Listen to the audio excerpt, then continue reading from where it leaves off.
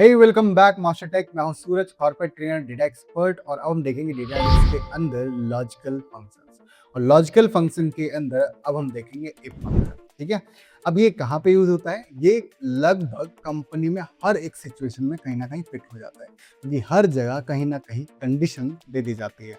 आपके मोबाइल में login ID password से लेकर आपके कहीं परचेज के डिस्काउंट से लेकर कितने का माल होगा तभी डिस्काउंट देंगे, ये वाला क्रेडिट कार्ड होगा तभी डिस्काउंट देंगे। तो ये सारे के सारे कहीं ना कहीं कंडीशन यूज करते हैं। तो सेम अब एक्सेल के अंदर देखते हैं कि कौन सी कंडीशन और कौन सा लॉजिकल फंक्शन हम यूज करेंगे।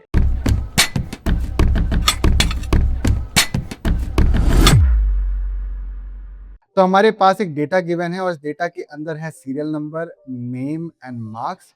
और सवाल ये है कि जिनके मार्क्स 50 या 50 से ऊपर है तो वहां पे पास आ जाए वरना फेल। ठीक है, तो यानी कि एक कंडीशन है 50 की, अगर वो क्रॉस हो जाती है या वो अचीव हो जाती है तो आप पास होंगे वरना फेल। तो आप कैसे लिखते हैं कि अगर अगर ये मार्क्स आपके 50 से ज्यादा या बराबर हैं तो पास वरना फेल। ठीक है, तो सबसे पहले इफ फंक्शन का सिंटेक्स समझ लेते हैं। इफ फंक्शन का सिंटेक्स है इक्वल्स टू इफ, सबसे पहले लॉजिकल टेस्ट।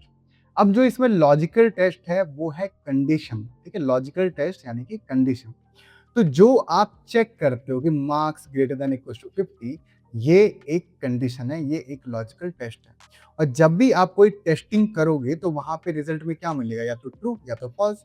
यानी अगर मैं बोलूँ कि आपके नंबर 50 से ज्यादा है या नहीं, तो आप बोलो यस और नो बोलोगे ना, तो वही यस यानी कि ट्रू, नो यानी कि फॉल्स। तो आपके नंबर 50 से ज्यादा है या नहीं, तो आप बोलोगे ट्रू। नंबर 50 से कम है, फॉल्स, है ना। तो इस तरह से ट्रू और फॉल्स, तो वही यहाँ पे लिखा है equals to if logical test. नीचे देखो लिख के आ रहा है, तो वैल्यू इफ ट्रू, अगर आपकी कंडीशन ट्रू हुई तो क्या वैल्यू देना चाहते हो। वैल्यू इफ फॉल्स, अगर आपकी कंडीशन फॉल्स हुई तो आप क्या देना चाह रहे हैं। ठीक है, क्लियर है। तो चलिए देखते हैं। तो एग्जाम्पल के लिए यहाँ पर मैं लगाता हूँ इक्वल्स टू इफ, हमारे पास बोला जाए लॉजिकल टेस्ट, मैं बोलूंगा अगर ये मार्क्स, तो मार्क्स में सी कॉलम का फोर्थ रो हमने सेलेक्ट किया। ठीक है, अगर ये मार्क्स ग्रेटर देन और इक्वल टू 50 हैं, तो जो ये वाला पार्ट है ना, ये हमारा हो गया लॉजिकल टेस्ट। नीचे भी लिखा हुआ आपको दिखाई देगा। अब ये जो लॉजिकल टेस्ट आप कर रहे हो इसमें क्या मिलेगा, ट्रू या तो फॉल्स। ठीक है, तो कॉमा, लॉजिकल टेस्ट कंप्लीट हुआ, comma, then value if true, अगर ट्रू आया तो क्या, तो हम बोल रहे पास, और अगर फॉल्स आया तो क्या हम बोलेंगे फेल। ठीक है, और यहाँ पर मैं एंटर प्रेस करूंगा तो अब आप देखेंगे कि हमारे 50 से ऊपर ज्यादा नंबर यानी कि पास।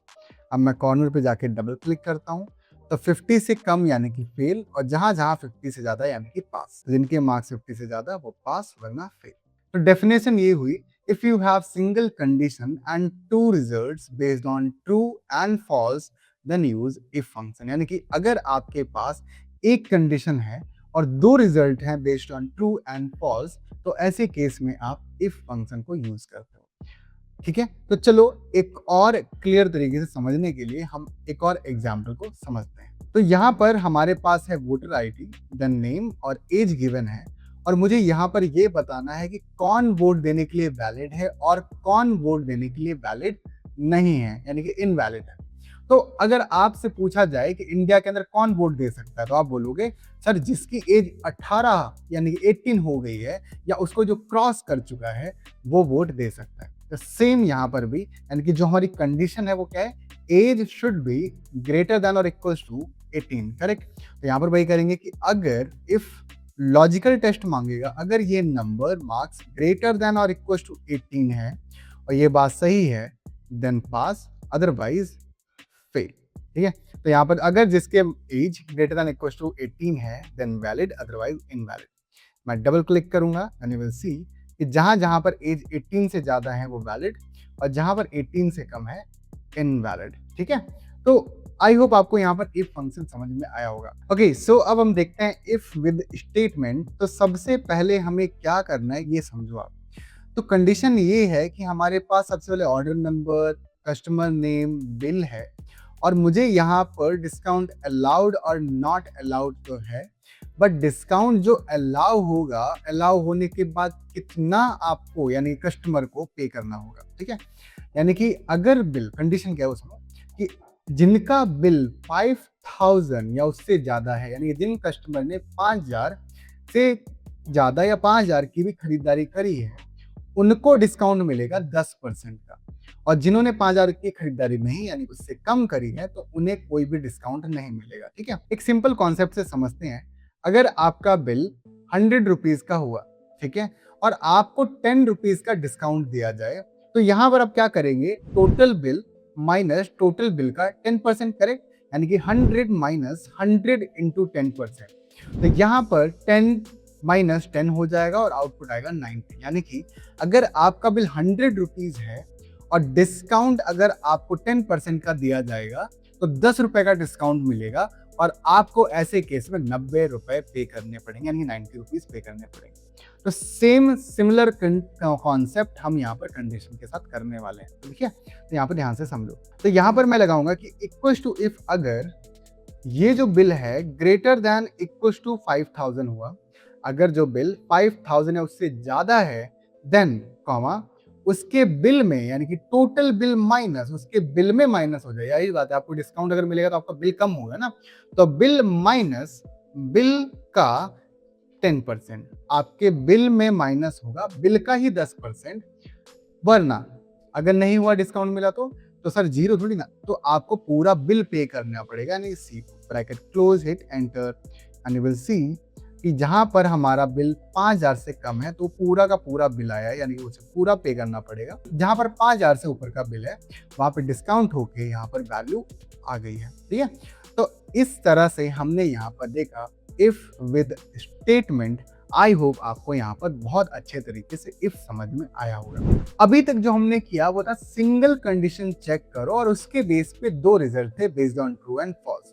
तो अब अगर मैं और आगे बढ़ूं, तो अब अगर आपके पास मल्टीपल कंडीशंस हो जाए, अभी तक क्या थे, सिंगल कंडीशन की नंबर 50 से ज्यादा होंगे या नहीं होंगे, आपका बिल 5000 से ऊपर होगा नहीं होगा, आपकी एज 18 से ऊपर होगी ना, तो एक ही कंडीशन थी।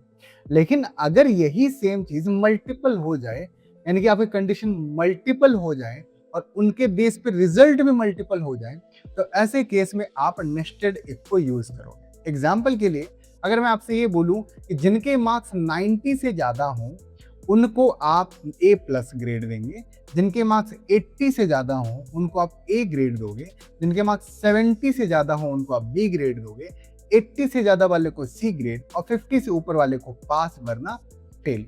तो अब यहाँ पर आप क्या करेंगे, अब देखेंगे तो आप मल्टीपल कंडीशन भी हैव एंड उसके बेस पर मल्टीपल रिजल्ट्स हैं। तो ऐसे केस में हम नेस्टेड इफ को यूज करते हैं। तो nested if nothing but if को अगेन एंड अगेन यूज करने का एक कॉन्सेप्ट है। तो चलिए देखते हैं और फिर इसका एक लेटेस्ट फंक्शन यानी इफ्स उसको भी देखेंगे। तो चलिए देखते हैं, हमारे पास यहाँ पर serial number, name and marks है। Same data but question is different कि marks 90 above than A plus, 80 above than A, 70 above than B, 60 above than C, 50 या 50 से ऊपर देन पास, अदरवाइज यानी 50 से कम होंगे तो फेल होगा। तो चलिए देखते हैं। तो बहुत इजी है, ठीक है, आराम से देखना।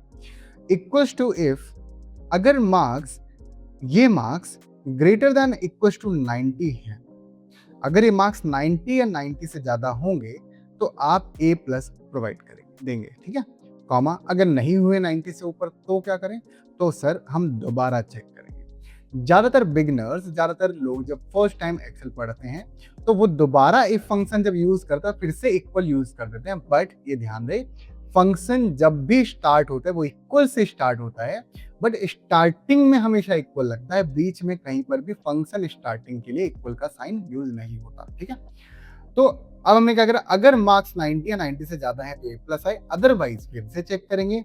ये marks greater than equal to 80 अगर हो तो आप मुझे ए दे देना, अगर 80 भी नहीं है तो चेक अगेन। अगर ये marks greater than equal to 70 है और ये बात सही है then B, otherwise check again. अगर ये marks greater than equal to 60 है और ये बात सही है देन सी दे दे, अदरवाइज चेक अगेन। अगर ये marks greater than equal to 50 है और ये बात सही है देन पास, अगर 50 भी ना हो तो हमें दे दिया जाए पे। एंड अब ध्यान रहे, जितनी बार ये ब्रैकेट ओपन हुआ है उतनी बार आपको ब्रैकेट क्लोज करना है। तो गिन के कर लो, यानी कि जब तक आपका ब्रैकेट ब्लैक ना हो जाए तब तक आपको क्लोज करना है। तो black bracket will be your last bracket. ठीक है, तो फिर से देखते हैं को, अगर ये मार्क्स 90 से ऊपर हुए तो ए प्लस, अगर 90 से ऊपर नहीं है तो 80 चेक कर रहे हैं, और 80 चेक होने के बाद ए आएगा। अगर 80 से ऊपर भी नहीं है तो फिर 70 चेक कर रहे हैं, और अगर वो ट्रू हुआ तो बी आएगा। अगर 70 से ऊपर भी नहीं है तो 60 चेक कर रहे हैं, फिर सी आएगा। और इस तरह से यहाँ पर हमारा ए प्लस आ रहा है। And just double click on it and you will see कि हमारे पास ए प्लस, ए देखो 90 से ऊपर ए प्लस आया, 80 से ऊपर ए आया है, 70 से ऊपर बी, 60 से ऊपर सी, 50 से ऊपर पास, और 50 से कम जो है वो हमारा आया फेल। ठीक है, क्लियर ना? तो इस तरह से आप यहाँ पे देख सकते हो।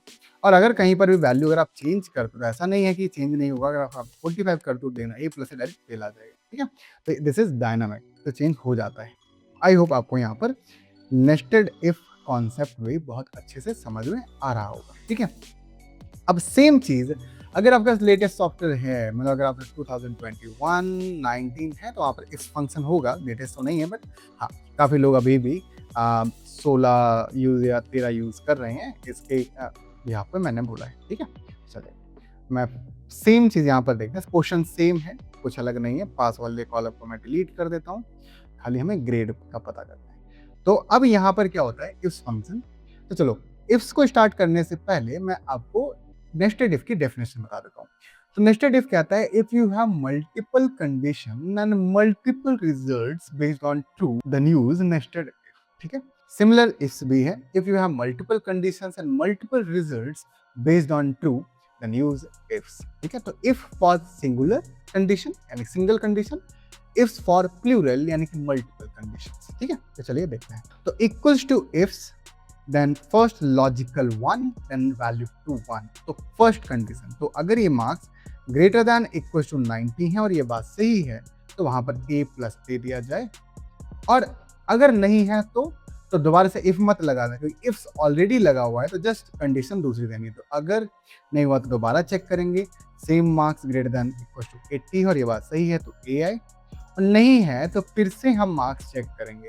अगर ये marks greater than equal to 70 है और ये बात सही है तो वहां पर आ जाए बी। अदरवाइज फिर से check again, greater than equal to 60 और ये बात सही है तो वहां पर सी आ जाए। सेम अगर ये value greater than equal to 50 है और ये बात सही है देन पास, अदरवाइज फेल। ध्यान रहे, ब्रैकेट अगर एक ही बार ओपन हुआ है तो एक ही बार क्लोज होगा। अब ये फंक्शन आपको बिल्कुल सही लग रहा होगा, but here is a problem. Nested if के अंदर वैल्यू इफ फॉल्स होती है, बट इफ फंक्शन के अंदर वैल्यू इफ फॉल्स नहीं होती। ठीक है, जैसे मैं अगर यहाँ पे एंटर करूं तो मुझे ये एरर दे देगा। क्या कह रहा है, you have entered too few arguments. कोई आर्ग्यूमेंट हमारा कम है इसका मतलब, और जो कि फेल वाला कम है, यानी कि आपने ये तो बता दिया कि 50 से ऊपर है तो पास हो जाए, बट फेल कौन होगा? तो हम बोलेंगे अगर यही मार्क्स कम है 50 से देन वो फेल होगा। एंड एंटर करेंगे, you will see the result. But same चीज हमारे नेस्टेड इफ में हमने लास्ट में कंडीशन नहीं दी थी और बोला था इसके अलावा यानी कि 50 से कम ही होंगे, जाहिर सी बात है, तो वो सारे के सारे हमारे फेल होंगे। सो आई होप आपको यहाँ पर हमारे ये मल्टीपल कंडीशंस यानी कि लॉजिकल फंक्शंस समझ में आए होंगे। अब हम देखेंगे नेक्स्ट वीडियो के अंदर इफ एंड इफ और। चलिए मिलता हूँ मैं आपसे नेक्स्ट वीडियो के अंदर। Take care, bye bye, keep learning and keep growing.